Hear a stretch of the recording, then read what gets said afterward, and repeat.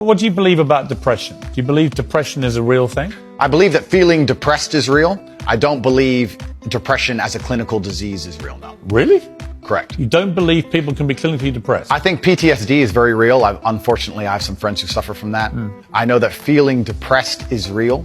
I believe that the number one power you have against these things are trying to take control of your own mind and affecting your own life.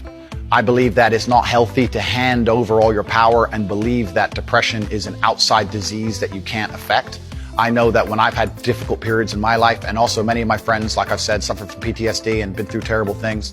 I've lived a very difficult life, and I know people who have, that the things that made them feel better is when they woke up and said, you know what, I'm not going to allow this to damage me anymore. I'm going to take responsibility. I'm going to get up and I'm going to fight this as hard as I can. Right, and by the way, on that, I agree. So we agree. Right? My favorite speech is the Rocky Balboa one. Okay, so then we agree. No, we didn't. Here's where we don't agree.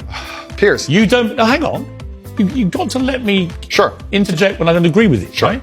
Where I don't agree with you is that there's no such thing as clinical depression. There absolutely is. Well, it's a proven scientific medical reality. There's a different argument about have we gone a bit too soft, right, in schools and all the rest of it. Absolutely.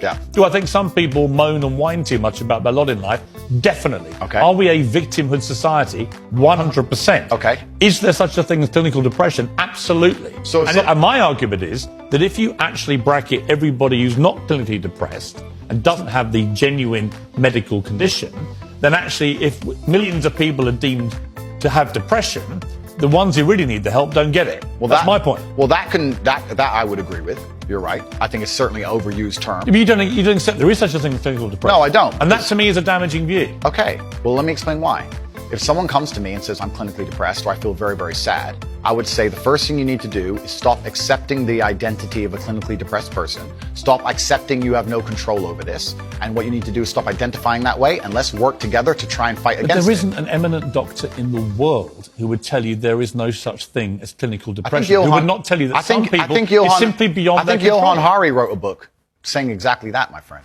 He's not an eminent doctor. No, but he's a journalist. I said depression wasn't real long ago and was attacked for it. Then Johann Hari wrote a book which What's actually... What's it got to do with Johann Hari? Because he wrote a book proving me right. Most people... Johann Hari's a journalist. Sure. And my point is that a lot of people who are clinically depressed are suffering with something in their life. And if you fix the problem in their life, perhaps they won't feel depressed anymore. No,